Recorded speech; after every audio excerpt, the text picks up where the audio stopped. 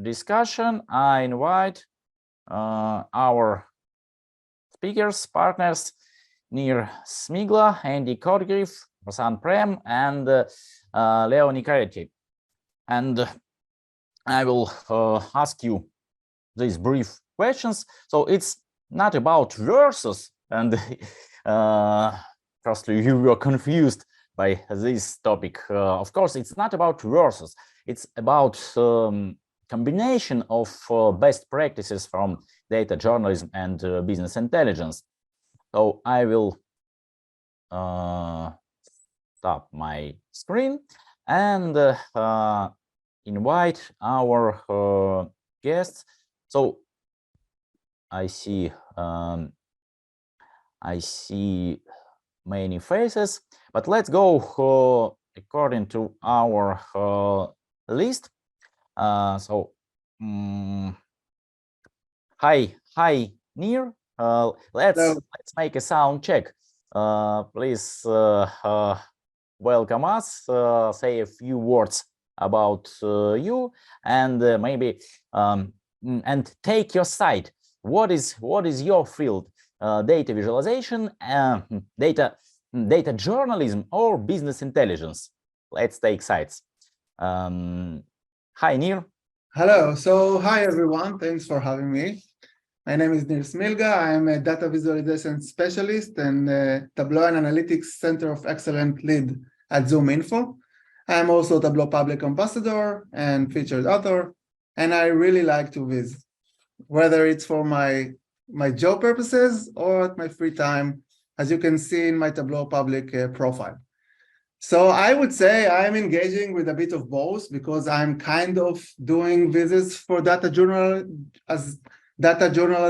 for my Tableau public visits. I do visits about politics to state like opinions and to reflect like situations. And in my day job, I do business dashboards as part of my job.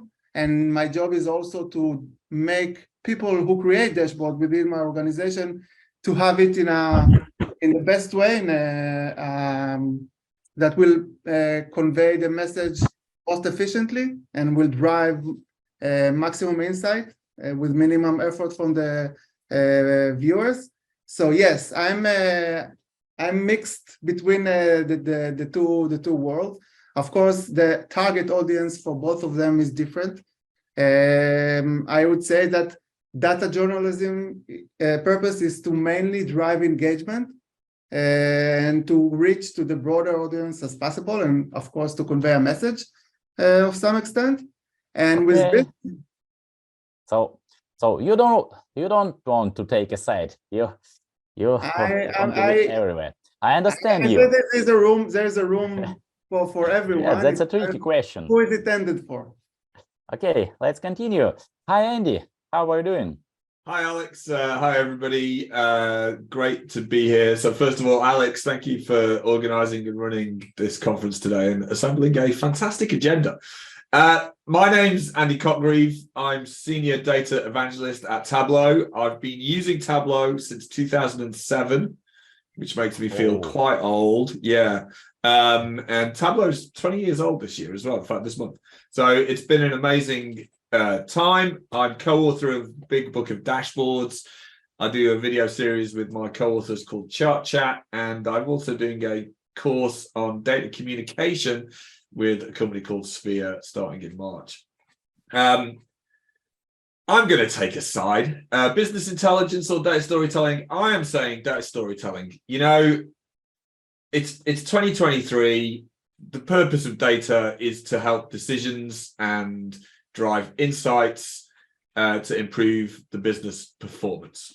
So to me, the way to do that is to make sure you are taking your insights to the people who are making decisions, or to aid them making decisions, and do that through storytelling. And I'm going to stop there because, yeah, you know, I might put in brackets that business intelligence is quite important and dashboards are great, but I'm going to take the side of data storytelling. Okay, thank you for your direct answer. Hi, Prasann. Alex, first, big thanks for organizing this conference. It's going to be 2 days of so many great events. And to introduce myself, I am a senior product engineer currently working with American Express Global Business Travel. And I'm also the founder of Tableau Buddy. It's an initiative that was born out of the data farm itself. And also I'm a Tableau social ambassador. So if I have to take a side, I'll almost I'll try to be with Neer and Andy, but I'm going to take a side, and that's the opposite one, and that will be business intelligence. I love business dashboards, and I love Tableau public visualizations, and data storytelling is something that I really explore in as my passion area. But right now, right here, I'll go with the business dashboards, the business intelligence part. Okay, and Leo. Oh. Hey, Alex. Thank you for organizing this. It's really nice. So, I'm my name is Leonardo, and I'm a reporter at Bloomberg. I'm a data visualization reporter. Yeah, so I don't think there's, you have to take a side because they're two different things, right? Like business intelligence serves a different purpose than data journalism. In my work, obviously I don't interact with business intelligence at all, even though I work for Bloomberg, which is a big corporation, but in the news department. So yeah, I think that a lot of us use similar processes and design practices and kind of like similar thinking to do our work. Probably we use very different tools though, depending in if we're in, doing business intelligence or data journalism. So I'm looking forward to the discussion. It's really interesting. Okay, so most of you mentioned that you use Tableau, but another one warming question: what other tools do you use? Or maybe what is your favorite tool if not Tableau? Maybe Excel. So let's continue the same order. What do you? So I would say that I first started as a financial analyst, and my sole tool was Excel to do everything, like reports and spreadsheets for all kinds of things. And I started to make my first data visualization, believe it or not, it was in Excel. And this is how I find my way into the business intelligence world. And when I first got to know Tableau, after doing several years of analytics with Excel, it was like a mind-blowing experience for me. It was like having all the things that I could do, but with so much bigger extent and on steroids. So this was like the big thing for me. And ever since, I'm doing it as my day job, using Tableau, and as my part-time, as I mentioned, as my main hobby. And I like Tableau. This is the one tool for me currently, by no means. What do you use else? I tried, no, not to an extent that it's worth mentioning. I started to visualize like on a web, and this is what I'm learning, like in third-party applications, but in JavaScript. But my 99% of visits and data visualization are being done with Tableau at the moment. Okay, so maybe I will transform my question because my next question to Andy. What else, if not Tableau, or maybe what is your suggestion for the next rising stars? Next rising stars. Yeah. So what next rising stars? Yeah. So I'm gonna. I mean, the answer to the first question, the tool I use most these days, if it's not Tableau, is actually PowerPoint. I am so increasingly obsessed with how we take insights to our managers, to senior leaders, to the board, to customers, that I'm just forever thinking, I mean, dashboards are amazing, right? Dashboards are great, but it's like, actually, how do we communicate those things? So I think my tool of choice alongside Tableau these days is PowerPoint. Rising stars, clearly I work for Tableau, so I'm going to say their drag and drop interface is still the best thing for an analytical visual exploration to iterate to find the best articulation of your data. I still don't see anything on the market that competes with that. That said, Leonardo, data journalists, they need finer control of how things appear on the canvas of a web page.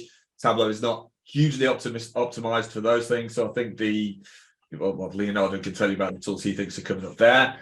There's a lot of people saying that AI is going to be up and coming and do a lot of the stuff for us. ChatGPT has obviously made a huge impact. I've got so much evidence that even the best AI, it's going to draw you a chart, but you could ask 50 questions of a simple data set and the AI is going to give you one chart and it just doesn't understand the nuance. So I think the human beings are still the up and coming best tool for analytics right now. And PowerPoint will be with us forever. Yeah. Okay, Prasann, what do you think? Okay, so I'm a Tableau fanatic. So I use I dived into my data career because of Tableau. I learned everything like machine learning, AI, but data visualization was something that I really liked. And that's why I started using Tableau as well. And along that path, I'll say apart from Tableau, if you take into account what set of technologies I'm using right now. So yes, there is a part of PowerPoint I'm using. And apart from that, I'm using Figma. So right now, I think these three are basically my tools to develop my solutions. Okay, and Leonardo, I have that. I think that you have different experience. Yeah, so I forgot to say and when I introduced myself that I'm probably a bit of an outsider to the panelists. I'm probably the only one who I have never touched Tableau in my entire life. And I've created a lot of data visualizations. That's my job. So I think, our world in data journalism is mostly a community of coders.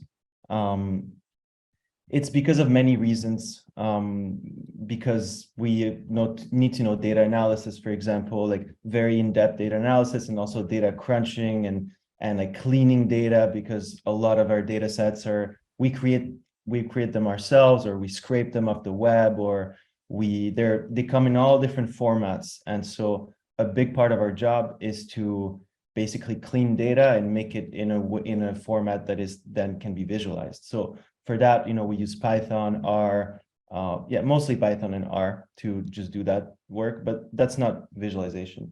The other thing is that because we're a newsroom, we need our articles to always be in the web. We need our articles to be able to be read on mobile, on every possible browser device. We have millions of viewers, right? Every article we publish, it ends up attracting a big audience. And so in the end, we need to have the tools that can help us create the most highly custom visuals we can do.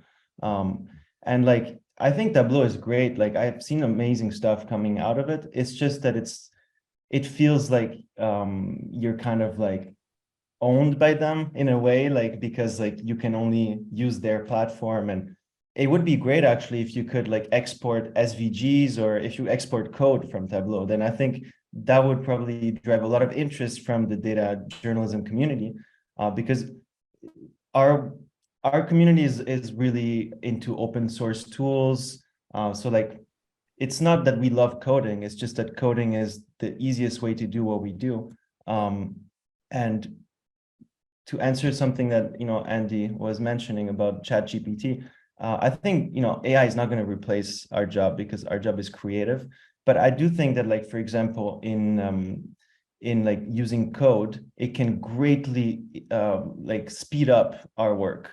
So for example, now, ChatGPT can actually, if you ask it to create like for example, a scatter plot or JavaScript, a D3 map or something, it's going to give you like the skeleton for it.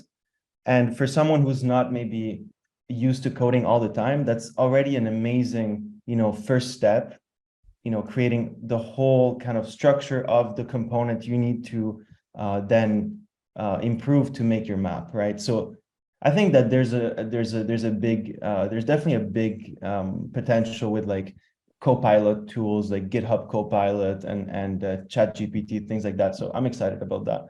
But in the end, I agree, like it's not really going to replace us. But yeah, like I think one tool that is really making a big kind of disruption in our world is Svelte. I don't know if you've heard of it.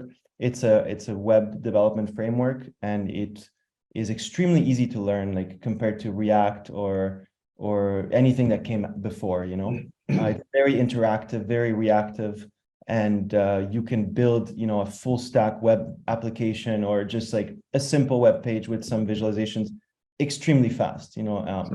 So I would recommend anyone who wants to. Okay, thank you for your recommendation.